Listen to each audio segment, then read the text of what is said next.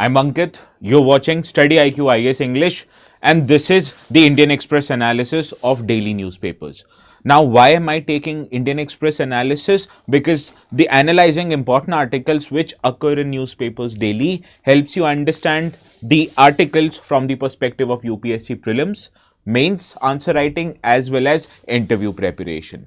Now, repeatedly I've told you the fact that articles and reading them daily on a regular manner can help you immensely as far as your preparation is concerned.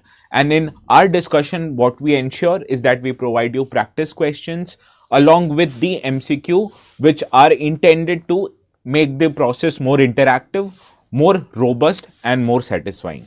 Understood? So, in this scope of our discussion today, we will be taking 7 important articles which I have taken from today's Indian Express newspaper. Sorry, this is also Indian Express. Now, these articles today are very different in nature. Why? Because these are from unconventional sources of the syllabus which you will not find daily in current affairs. Especially, we are taking 2 articles which belong to environment and geography. We are taking this article which belongs to international relation. Both of first 2 articles, these 2 articles belong to science and technology, whereas this particular 4th article which relates to spending and growth, it's related to India's GDP figures which was released recently by the Ministry of Statistics and Program Implementation. So, our today's discussion belongs to topics which are quite diverse in nature. So, let us see whether we are able to read the newspapers perfectly or not. Now, the discussion and its notes will be available on my Telegram channel ATS Live. So, you can visit this Telegram channel, subscribe yourself, so you will be getting the notes daily which I upload immediately after the class ends. And if you have problems in finding this particular Telegram channel, you can also scan the QR. Now, I also upload many of the reels on Instagram which are relevant from UPSC's perspective, but also they are quite exhaustive in nature. So, please make sure to subscribe to my Instagram channel where you will understand the important articles and important issues in a video format. Understood?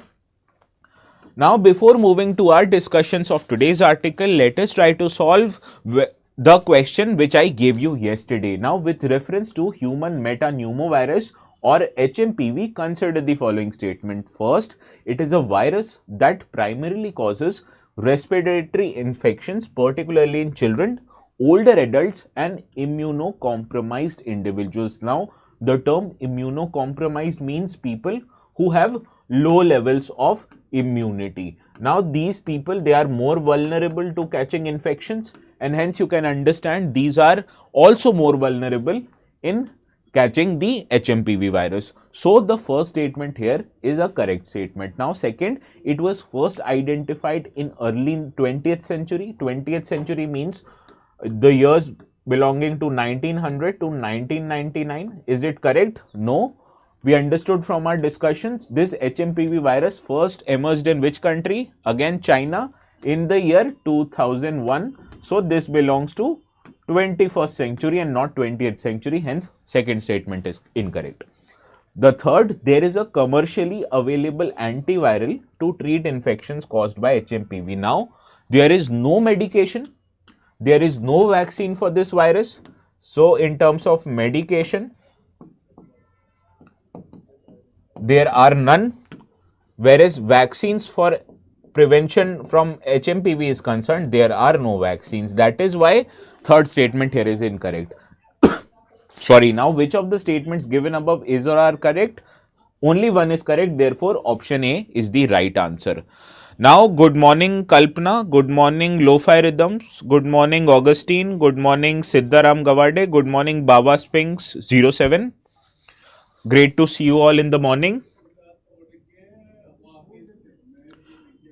Yes, Sri Kalpana, answer is A only, correct. Yes, Baba Spinks. I find your name quite funny, Baga Spinks.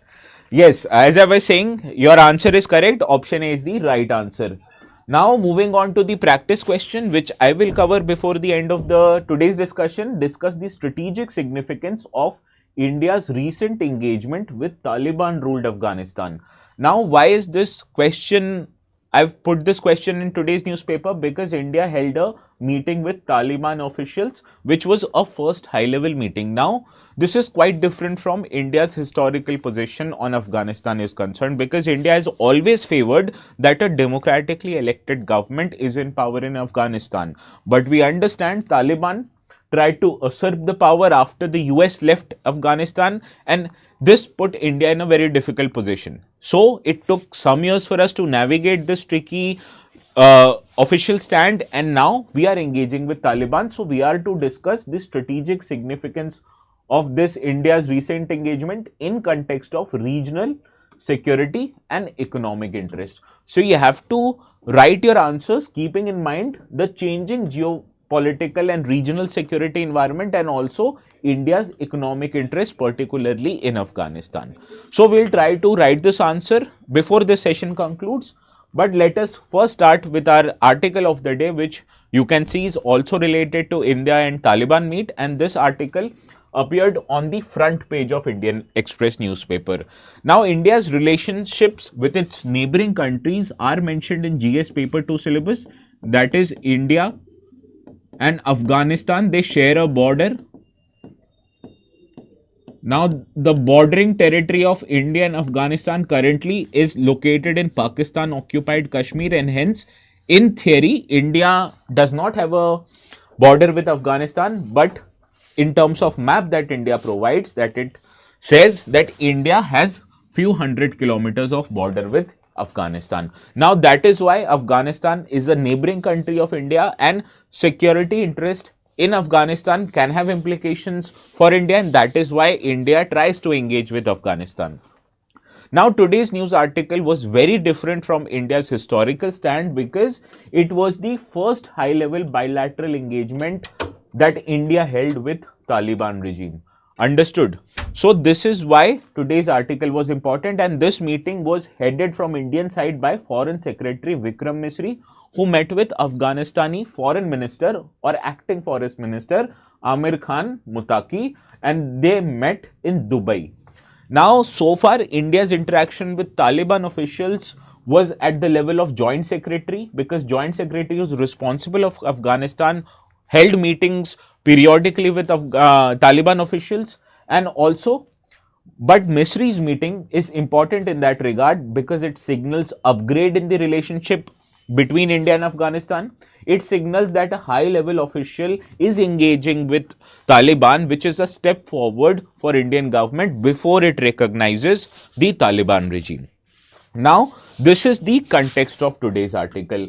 Now, more about this meeting, what happened in this meeting. First of all, you have to understand this was not just an interaction or a meet or greet meeting. Rather, it was a quite substantial meeting which was pre-planned, and it held or covered wide range of issues. First is that India has an active security concerns in Afghanistan, that India wants that Afghanistan's territories cannot be used for terrorism related activities. And you understand, terrorism related activities, if it were to happen in Afghanistan, it will have implications in Indian territories, particularly the Union Territory of Jammu and Kashmir.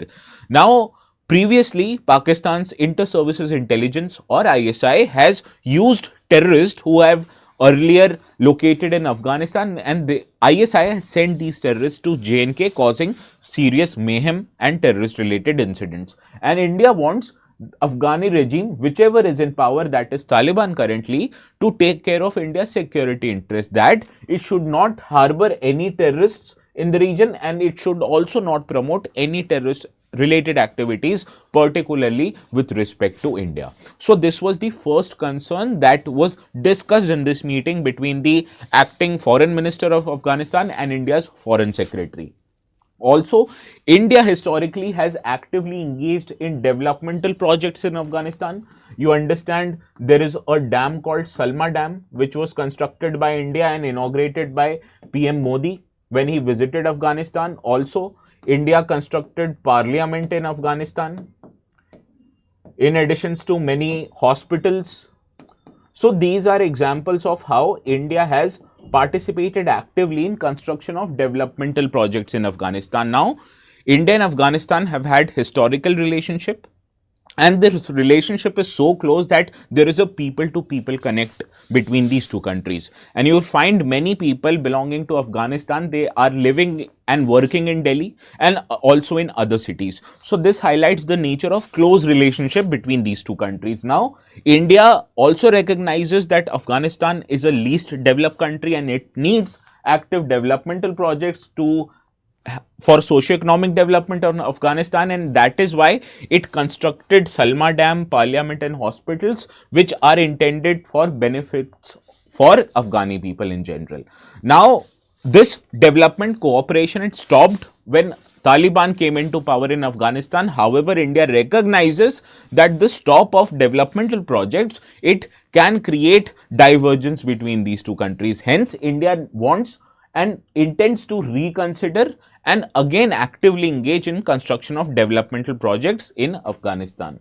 Also, in previous years in Delhi, particularly India has provided humanitarian assistance whenever Afghani people needed it. For example, there was this earthquake in Afghanistan and Indian Air Force sent a plane with medical supplies and officials to undertake disaster relief efforts, to undertake rehabilitation efforts in the society. Also during COVID crisis, India sent many PPE kits, vaccines, etc. to Afghanistan, in addition to many healthcare workers. Also, India provides routinely medicines which are necessary to control diseases which occur in Afghanistan, and that is why India's humanitarian assistance, it covers health sector and also support for rehabilitation of Afghani refugees who are bearing the brunt of violence caused by Pakistan. So, as Afghanis are currently engaged in conflict with Pakistan, it can create violence in the Afghani region, and those refugees who are trying to flee away from the violence prone regions needs to be supported by India, and that is why India is undertaking rehabilitation efforts. Also, India wants to undertake trade in goods and services to Afghanistan, but you have to understand Afghanistan is a landlocked country, that we have two alternatives if we want to send any goods or services to Afghanistan. First is through Pakistan, which you understand in current geopolitical times is quite difficult. So the alternative to the Pakistan route is construction of Chabahar port, which is in Iran. Now, this Chabahar port is in Iran and very quite near to India, and India can send goods to Afghanistan through this Chabahar port.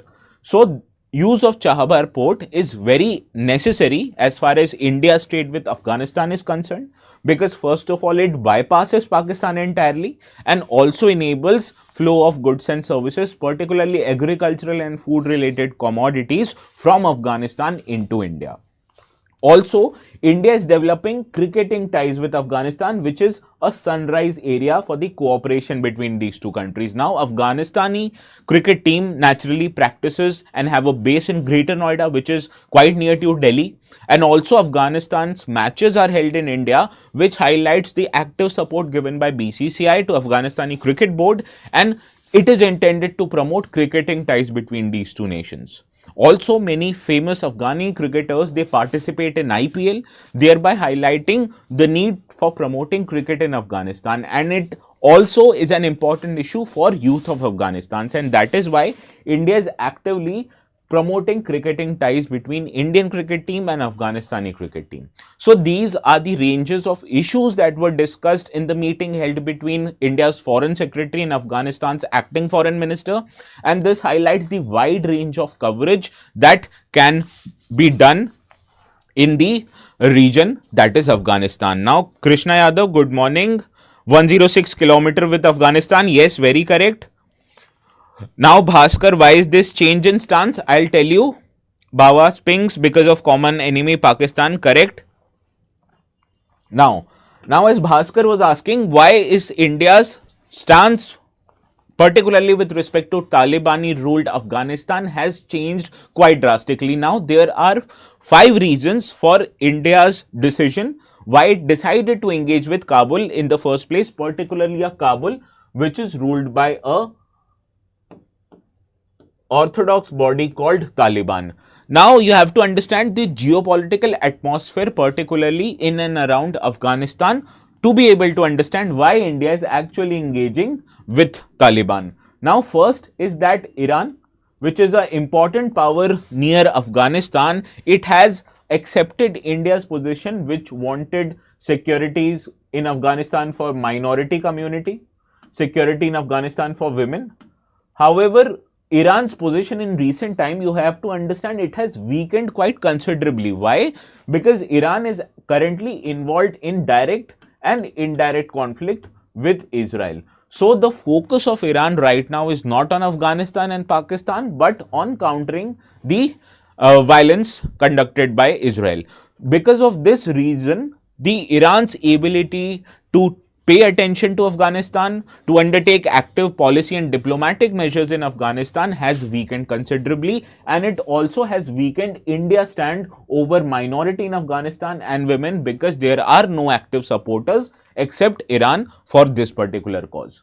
Also, there is another important player in Afghanistan called Russia, because Russia earlier invaded Afghanistan back in 70s. However, it was forced to evacuate from Afghanistan in a very similar manner as the United States. However, Russia plays a key role in Afghanistan and supports or interacts with Talibani regime. Now, Russia currently also is engaged in a war with Ukraine, which means Russia's attention has been diverted, and Russia wants to take care of its interests, particularly in the region of Afghanistan as well as Middle East.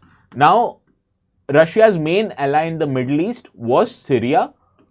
However, recently you understood the Russia's main ally in Syria, that was President Bashar al-Assad, was forced to abdicate his power, and because of that, Russia's interest in the Middle East has suffered quite actively. That is why Russia was forced to engage with Afghan, particularly with Taliban, so as that Talibani territory in Afghanistan cannot be used to undertake terrorist related activities in Russia.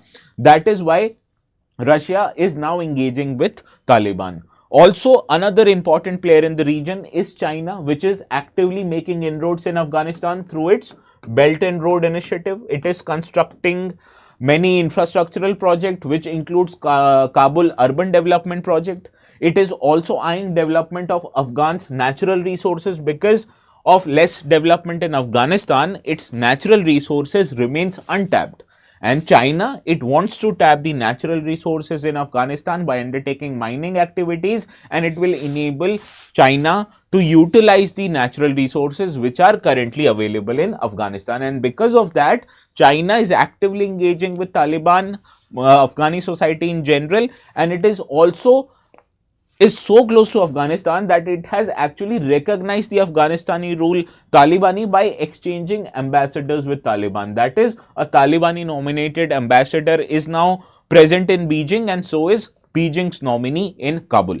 So this is why China is actively making inroads in Afghanistan. So you understand, whenever India sees a comfortable relationship with Afghanistan, but on the other hand, when there is an active presence in China, it makes India uncomfortable. And that is why India is trying to balance China in Afghanistan. That is why it is now decided to actively engage with Taliban. Also, Taliban's main benefactor previously, which was its ally Pakistan, has now become an adversary of Taliban. And you understand, Pakistan recently conducted a bombing mission in Taliban which killed as many as 50 people. Now, this has created a sense of discomfort between Pakistani army, which rules Pakistan, and Afghanistan, and this provides India an opportunity to increase and collaborate with Taliban in general, because doing so it can check Pakistani violence in Afghanistan and also can keep Pakistan busy in Afghanistan, so that Pakistan cannot undertake terror related activities in India, particularly Jammu and Kashmir. Now, the most important superpower in the world, US, you understand, earlier was present in Afghanistan for more than 20 years, but recently, especially under the presidency of President Biden, US decided to completely withdraw from Afghanistan. Now, when US decided to completely withdraw from Afghanistan, it created a vacuum in the region, which was invariably filled by China. Now, this created an adversarial position for India. Why? India had a close relationship with US, and hence it can rely on US for increasing its presence in Afghanistan, but when US is replaced by China, it feels threatened, and that is why whenever US currently, which will see return of Donald Trump in the White House, and you can see the engagement of US with Afghanistan may increase, and that is why India is trying to hedge its position in US, particularly with respect to Afghanistan. So these are the 5 key reasons, particularly with respect to other countries, that is forcing India to engage actively with Kabul, particularly a Kabul which is ruled by Taliban related officials. Understood? Now this was all related to our today's discussion on the first article. Let us now try to move to second article, which appeared, as you can see, on page 8 of the Indian Express newspaper, and it held that Pravasi Bharatiya Divas, it started yesterday, that is from 8th of Wednesday, in the city located in Odisha, that is the capital city of Bhubaneswar. Now such interactions which increases Indian interaction with its diaspora, which are people belonging to Indian origin and who are living in other countries, are important from our Indian international relations perspective, and that is why this is important from GS paper to syllabus. Now let us try to understand the context of this article, that over 3,000 of delegates who are from 70 countries in total have arrived in Odisha ahead of the Pravasi Bharatiya Divas, which is currently the 18th edition of Pravasi Bharatiya Divas, and it is underway in the capital city of Odisha, that is Bhubaneswar. Now this is a 3-day event which is based on the theme of diaspora contribution towards developed India, also known in Hindi as Vikasit Bharat, and it will be formally inaugurated by Prime Minister of India on the second day of convention, that is today of 9th of January. Now as many as 3,000 delegates have already reached, and it is expected that the convention will be attended by as many as 6,000 people belonging of Indian origin. So this is why this kind of convention is important. Now let us try to understand what is this actually a Pravasi Bharatiya Divas is all about. Now this convention, which is held once in 2 years, earlier it was held annually, but the convention now happens once every 2 years.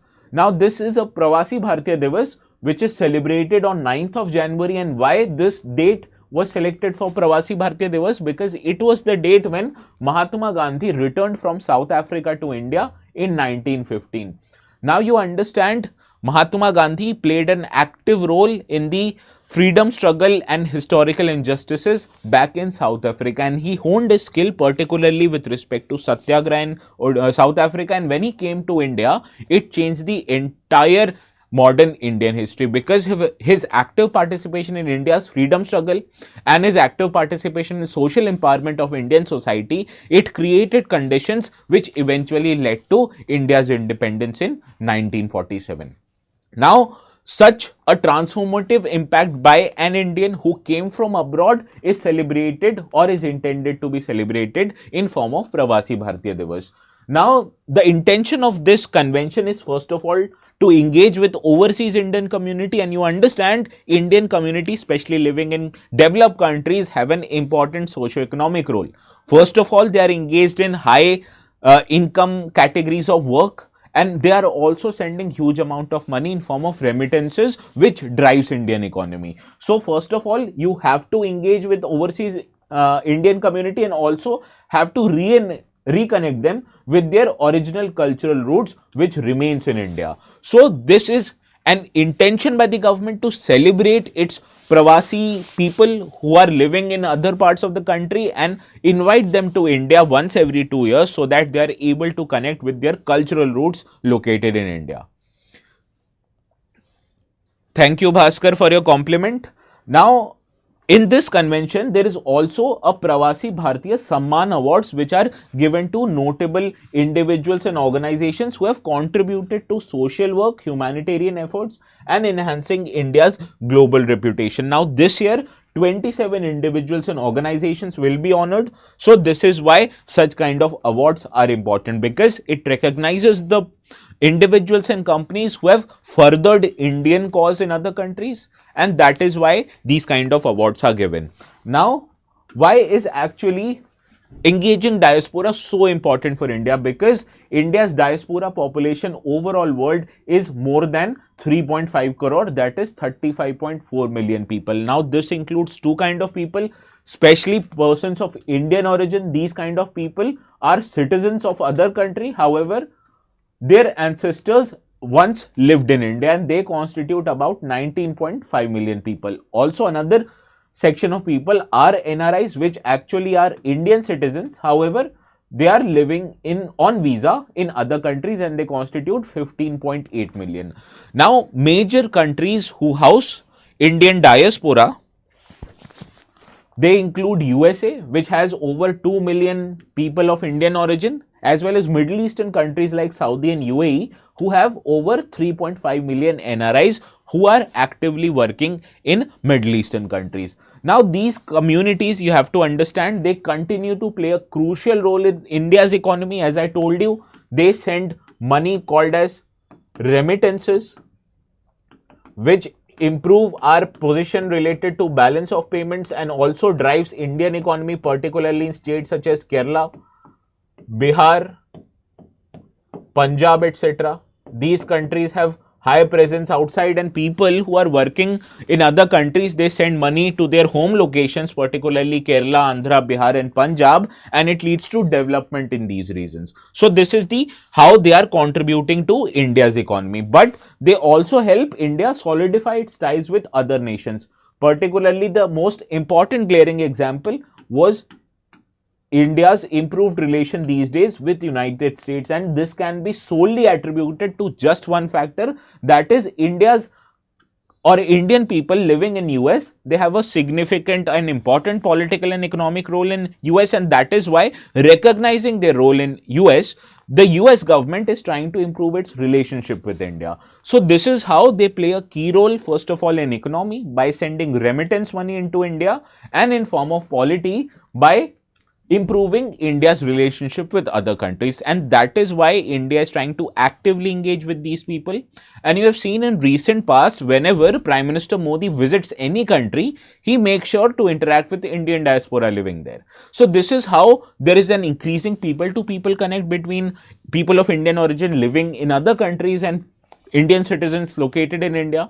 There is increased government to government interactions, that is senior government officials including the Prime Minister, they are meeting with Indian diaspora living abroad, and that is how you sustain and maintain your diaspora and have healthy relations with them. Understood? Now let us try to solve our first practice question of the day. Which of the following statements are correct considering the Pravasi Bharatiya Divas? Now Pravasi Bharatiya Divas conventions are held annually to commemorate the return of Mahatma Gandhi to India from South Africa in 1915. Now, the second part of the statement is correct, but you have to understand these conventions, they are not held annually. Rather, it is held once every 2 years. So, first statement here is incorrect. Moving to the second statement, Pravasi Bharatiya Divas conventions are held by Ministry of Tourism to engage with Indian diaspora. Although it is held to engage Indian diaspora, but this is an initiative not of Ministry of Tourism but of Ministry of External Affairs. So that is why second statement here is incorrect. Now both of the statements is incorrect. That is why neither one or two is the right answer to our first practice question of the day.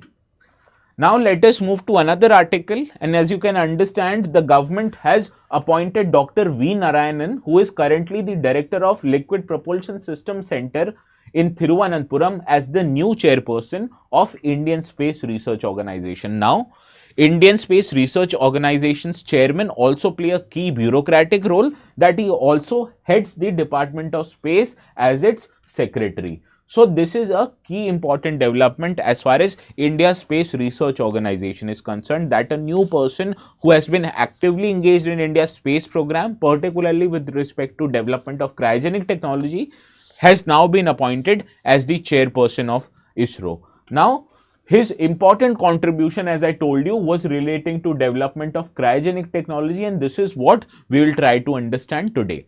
Now, actually, what is this cryogenic technology? It is actually a science which relates to behavior of materials at a very low temperature, that are temperatures below minus 150 degrees centigrade. And at these temperatures, materials, particularly gases such as hydrogen and oxygen, they react quite differently. And when you harness the energy of these gases, you can actually make rocket engines out of it. Now, most common gases which are turned into liquid at this temperature, these are oxygen, nitrogen and hydrogen, and these very gases are used to power rockets through cryogenic engines, which utilize these fuels at liquid form, especially hydrogen and liquid oxygen. Understood? Now, why is actually India developed, or why has India actually developed a cryogenic engine for itself? First of all, when India began its space journey, it primarily relied on engines and launch vehicles from Russia. But Russia faced a crisis, particularly when erstwhile Russia, that was USSR, it disintegrated into many small countries. And at that time, Russia supplied India with 20 cryogenic engines for its space program.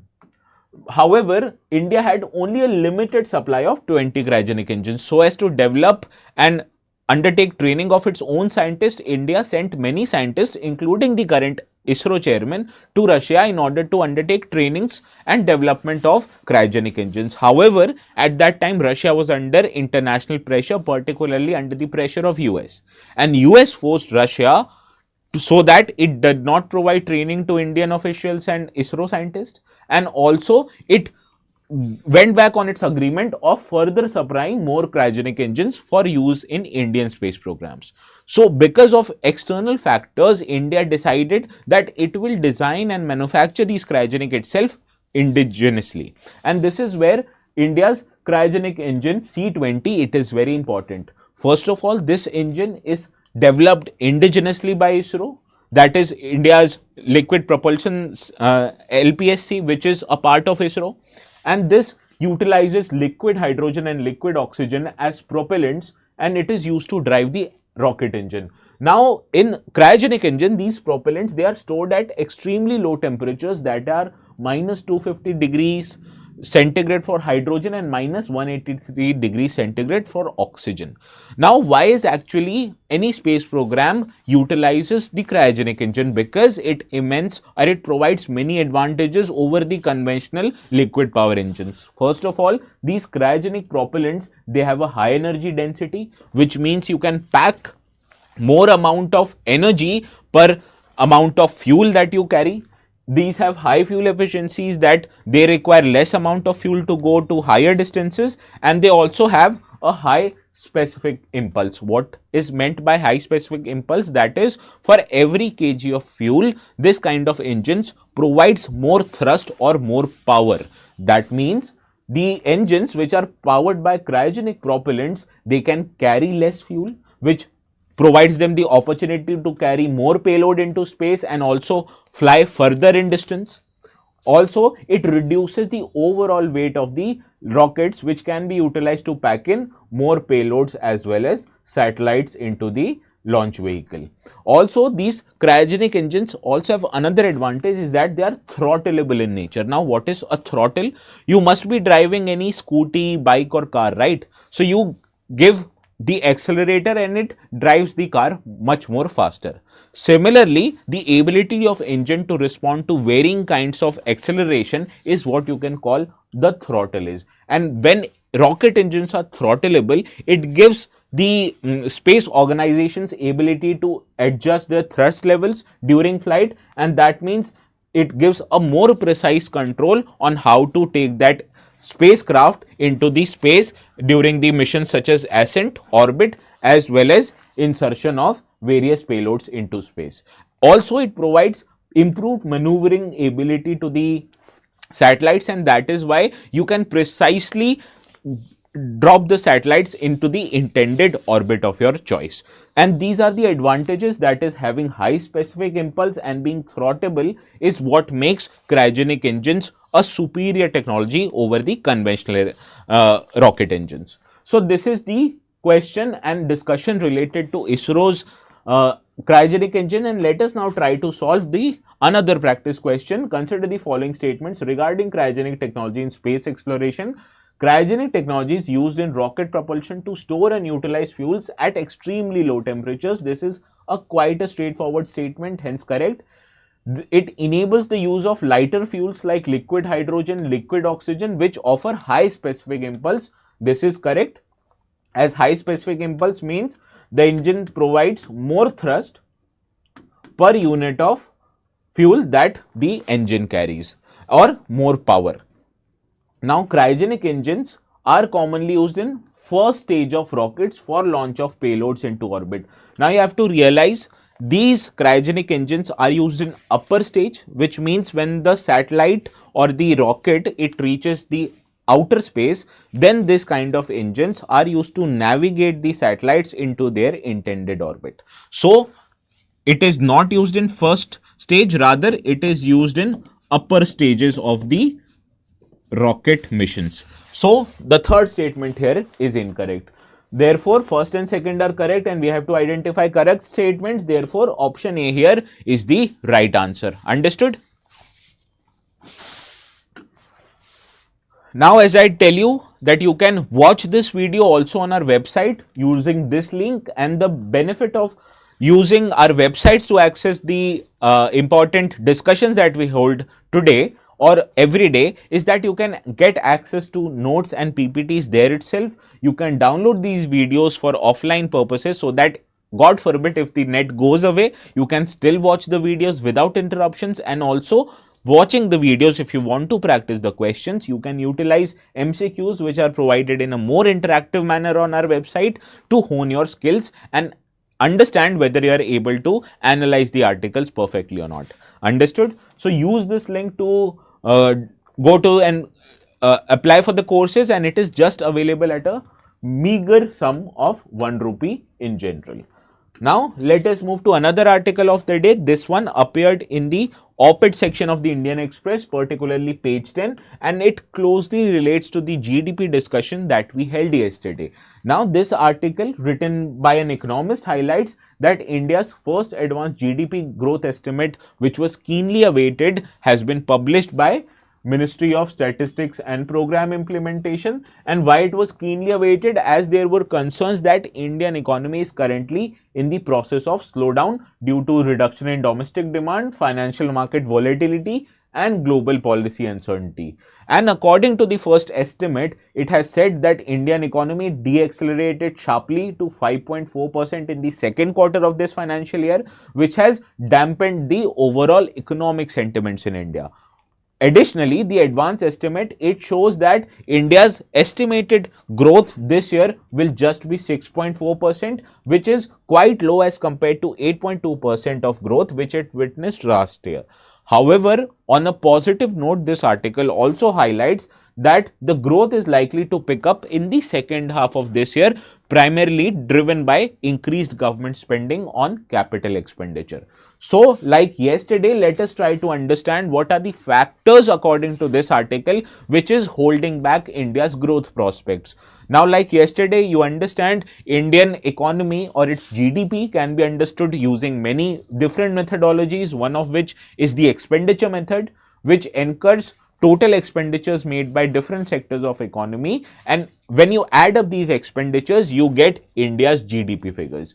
Now, there are 4 subparts or 4 categories based on which we categorize the expenditure made. First is the largest category in that regard is the private final consumption expenditure, which accounts for 60% of India's GDP. Now, this private final expenditure can be divided into rural expenditure, or it can be divided into urban expenditure.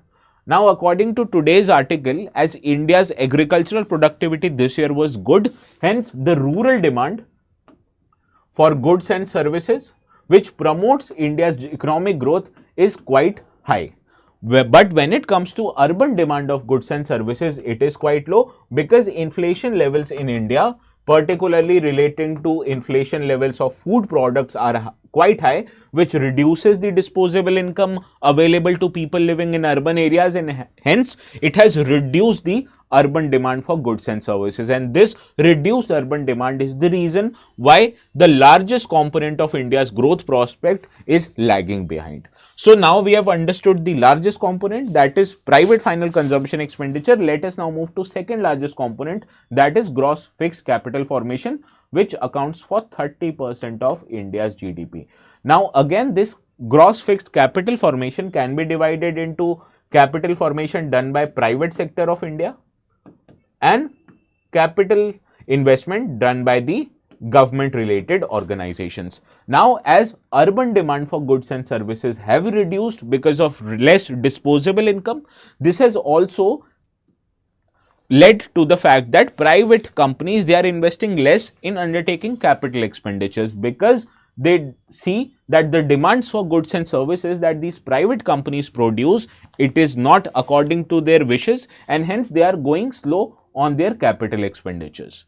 Also, due to elections related restrictions, particularly restrictions imposed by Model Code of Conduct, and India saw many elections last year, and because of this factor, government spending on capex has also controlled quite a bit, because earlier, especially during COVID pandemic, it was government's capital expenditure which promoted the growth of Indian economy. But because of restrictions imposed by Model Code of Conduct and high fiscal deficit of the government is going slow on its capex, which has again created pressures on gross fixed capital formation. Now this government financial consumption expenditure, it is the expenditures made by government in general day-to-day functioning, and it accounts for about 10% of GDP. It remains as usual because in its day-to-day functioning, government is spending as much money as it did in last year. But according to today's article, India's net exports have improved because it remains negative by the fact that India imports more than it exports. However, in recent times, India's exports, particularly exports of services in Western nations like the US, has improved, and this has created, or it has reduced the negativity which was associated with net exports in India. So these are the factors according to today's article which is pulling down the India's growth prospects. And if we are to increase India's economic growth, first of all, we have to improve the urban demand, and we can do so by reducing the taxes which the people pay, as it will increase the disposable income of the people, and thereby people will try to spend more on their needs for goods and services. And when people will try to spend more on goods and services, it will also encourage private sector to undertake capacity addition through capital expenditures, and also government can now increase its capital expenditures now that in most states the election process has been completed. Understood? So this is what today's article was all about. Now let us try to analyze another article which appeared on page 13 of Indian Express newspaper, and this article highlights that Indian government is in a process to shortlist 7 firms so that it can procure what is known as graphic processing units which are used in AI development. So this is an important part of science and tech syllabus, hence it is a part of GS paper 3 syllabus, and important science and tech developments have also been periodically asked in prelims examination. So we will also try to solve a practice question after the end of this article's analysis.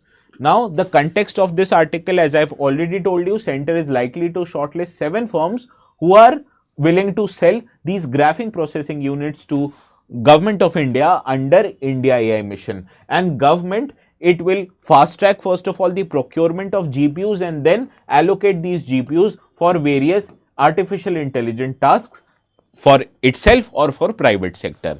Now this highlights India's AI mission. So let us try to understand first of all, why is graphic processing units so necessary for AI related work, or why cannot the work be done by central processing units which are there in our CPUs and mobile phones. So first of all, we have to understand why do we need graphic processing units, because these graphic processing units or GPUs, they are indispensable for training and developing of large scale AI models. Now you understand, training and developing of large scale AI models requires high processing power of the computer system, and this high processing power of the computer system is provided by the GPUs. Now these GPUs are extensively used in AI because it has certain advantages. First of all, it has the capacity to parallelly process the data, as the processing of AI related data is quite huge, and when you have the parallel processing capabilities, the amount of time taken for processing of related data can be reduced. Also, this gives high throughput, that is, through parallel processing, the amount of data processed can be quite high, and it gives high output per input as compared to CPU. Also, these processors are quite scalable in nature. It can be used for high graphics intent purposes, and it can also be used for day-to-day tasks. So these can be changed according to the needs of the AI mission. Also, it provides increased energy efficiency as compared to central processing units. Thereby, you need the less amount of energy per unit processing power given by CPU or GPU as compared to CPUs. Now, what the government intends under this mission is it will procure GPUs from private companies, and they will offer these GPUs at a concessional rates to startups, which startups will realize the actual potential of AI.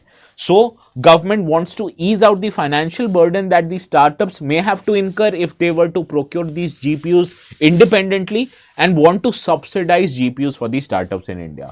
Now, in that regard, let us try to understand what is this India AI mission is all about. Now, this is a mission of Ministry of Electronics and IT, also known as METI.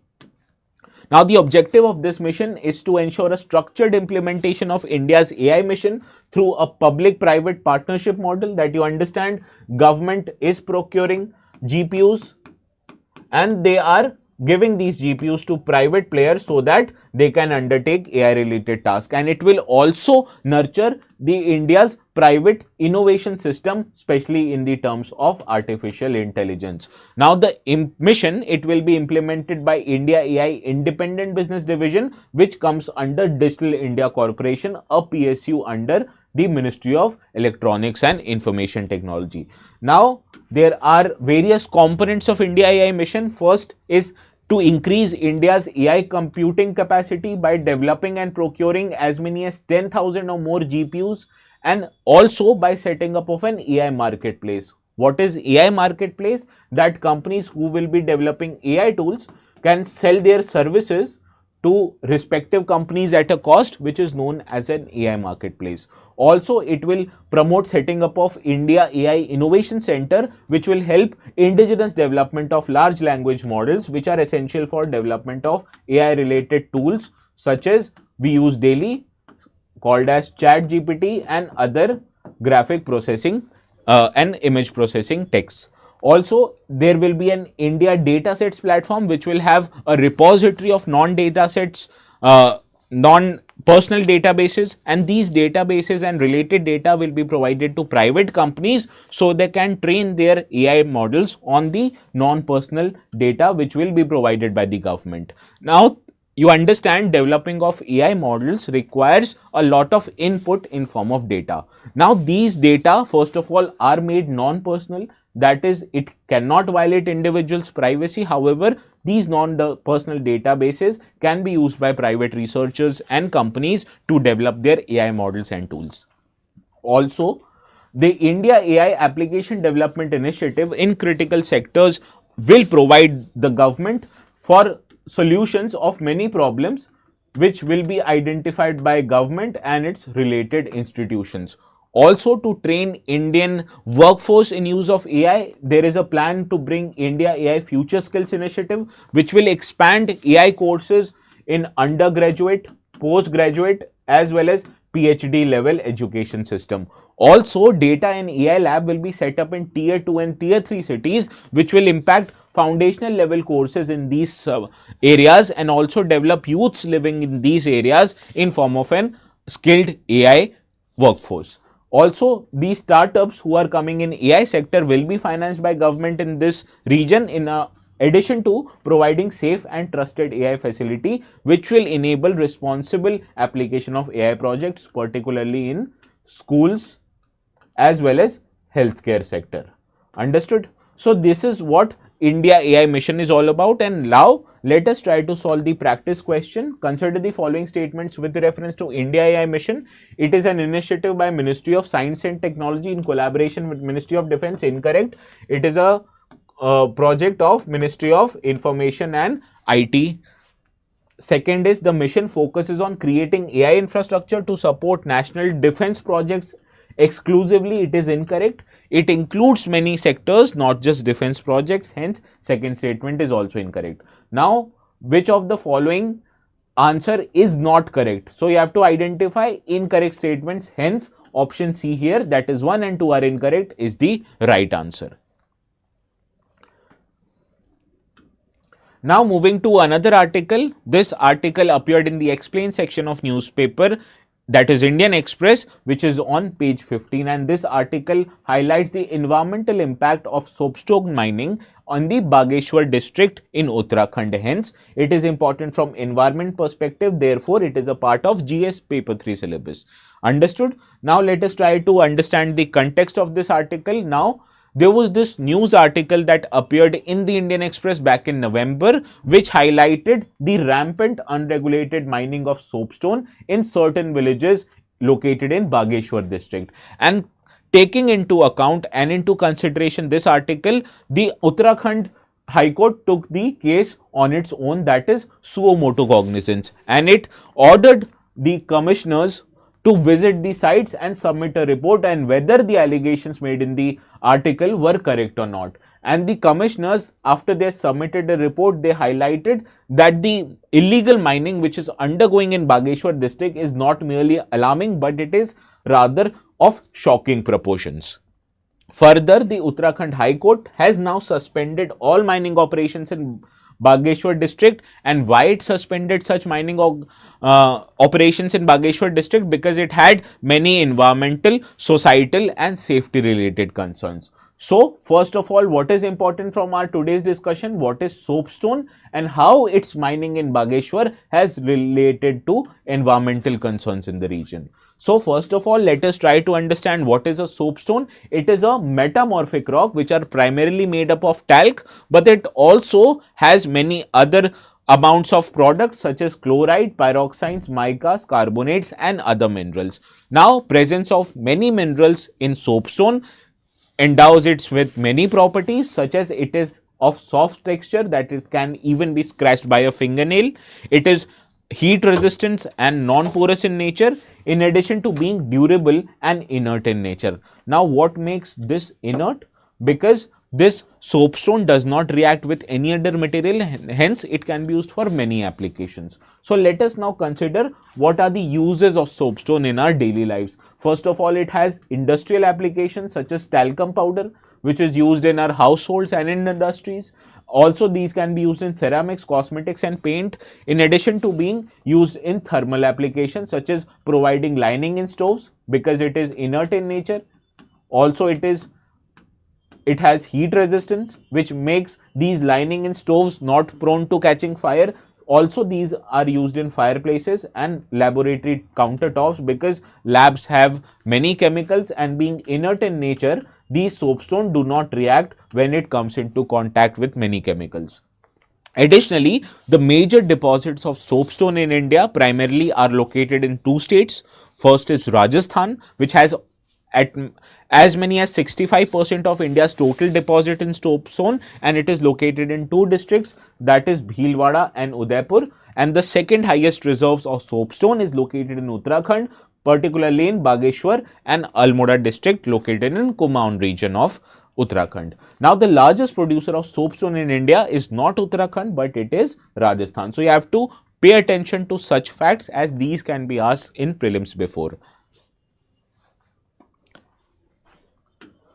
Now, what are the environmental concerns relating to mining, and why was mining of soapstone in Uttarakhand city of Bageshwar stopped by Uttarakhand High Court? Now, there is a problem which is prevalent in Uttarakhand these days, is the problem of land subsidence, which is actually sinking of ground because of underground material has moved actually, and this is a major concern, cause of concern in Uttarakhand, particularly in Joshimath. You heard in 2022 it created many instances of land subsidizing incidences. Also, this has now occurred in the city of Bageshwar. Now, it can happen because of many reasons, natural or man-made, that are anthropogenic reasons. Now, in anthropogenic reasons, the major culprit of land subsidence is mining activities, because it leads to removal of water and soil and furthers the level of soil erosion in the region. Now, let us try to understand what are the mining or environmental concerns relating to mining. Now, mining operations, particularly in the lower part of slopes, it leads to loss of structural integrity of the slopes, and it further increases the vulnerability to mass movement. Now, according to today's article, it is saying that major instances of landslide or land subsidences, it is happening in regions where on the lower part of the slope the mining activity takes place. Now, you understand, when mining activity takes place in this particular region, it leads to excavation of ground from here. So, to compensate this loss of soil in the region, gravity takes into account and brings soil from the higher regions into this soil deficit region, and this creates a cause which can lead to land subsidence in these kind of regions. Understood? So, this is the problem which was highlighted by the reports of commissioners to the Uttarakhand High Court, and because of this very reason, Uttarakhand High Court has stopped the mining in the region. And when mines are located in the lower slopes or at the bottom of the terrain, you understand, it impacts the stability of upper slope, especially in the areas where villages are situated. So, there can be a case because of land subsidence, houses in the villages can be destroyed. Now, soil, particularly in the Uttarakhand region, is of loamy and loose in nature, which makes it highly prone to erosion and destabilization, particularly during monsoon season. And also, because of mining related activities, what we have seen is there are lack of green belts and retaining walls near the mine boundaries, and it leads to dearth in security safety protocols. Further, mining and related activities are responsible for water scarcity in the region and creation of air and water pollution, and these are the reasons which were cited by Uttarakhand High Commission or High Court to stop mining related activities in the city of Bageshwar. Understood? Now, let us move to the last article of the day. This one also appeared in the explain section, that is on page 15 of the newspaper, and this article highlights that a polar vortex has caused massive winter storms in US. Hence, it is important from which subject's perspective? From the perspective of geography. So, we will be discussing this article today. Now, the context of this article is that because of snowstorms in US, as many as 5 people have died, and this snowstorm has affected a large part of United States. Now, as many as 30 states are under some kind of emergencies, and it is affecting as many as 60 million or 6 crore people in United States.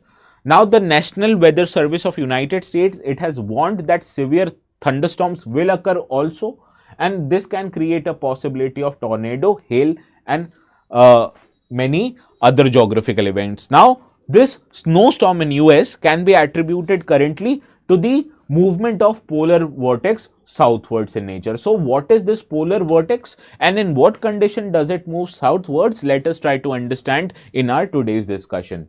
Now, polar vortex, it is a large area of low pressure region which has cold air, and it swirls like a wheel on both of the Earth's polar region. Now, to make things easier, let us try to understand what is polar vortex. That through trade winds which are there, these trade winds, it traps cold Arctic air in the polar regions of the Arctic, and because this cold air is trapped in the polar regions, that means this cold air does not reach the middle altitudes, and hence these remain relatively warmer in nature. Understood? So, that is why these regions are not as cold, because the cold Arctic air is trapped by polar winds. Understood? Now, the US or the parts of Europe and Asia, they may experience a chilly like winds in some condition, especially when the polar vortex, it does not remain trapped in the polar region, but rather when it weakens and travels from its usual position down south. Now, when polar vortex is naturally strong and stable? It is when the jet streams which are responsible or flowing in the upper atmosphere, it keeps the air trapped in the polar region. Now these jet streams are responsible for trapping the polar air in the polar region, but when these jet streams they become weaker, it may lead to release of these trapped air southwards, and hence these areas which were not as cold as earlier may witness a cold like condition. So let us try to see from the image that without the strong low pressure system, the jet streams they will not have enough force to retain the cold air, and hence a collection of cold air can push southwards like it is done here.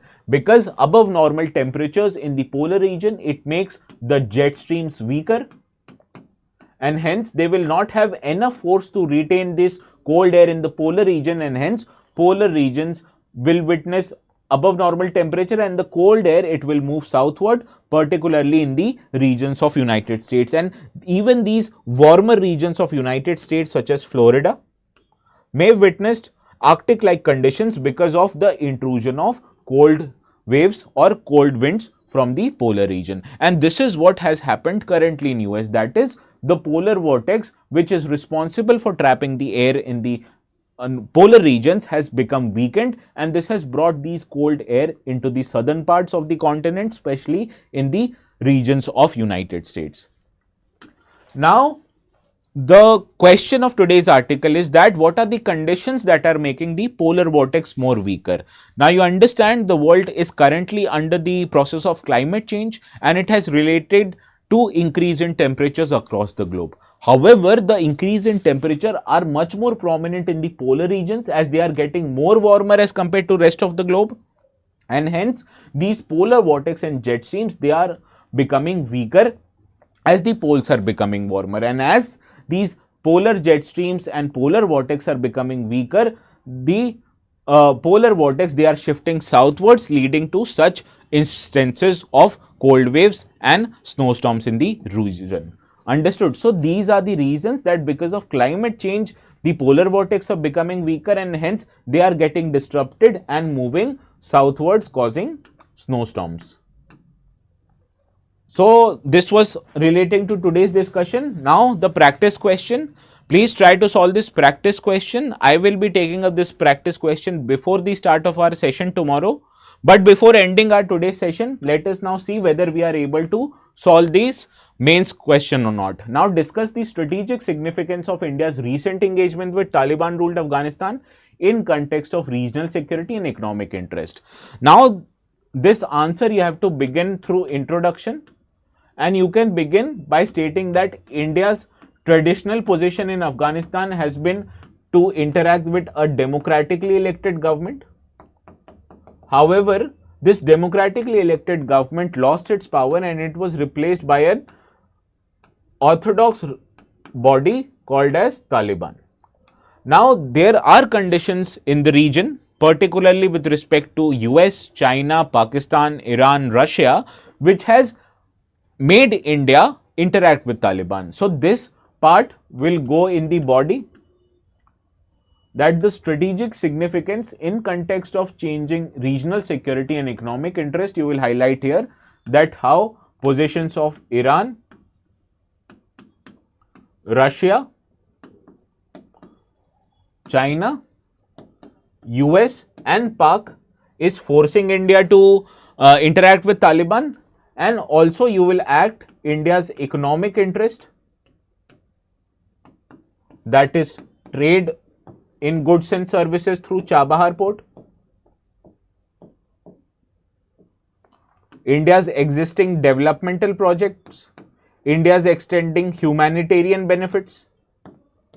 These needs to be catered to, and that is why India is increasing its interaction with Taliban. So this is what you will constitute in the body.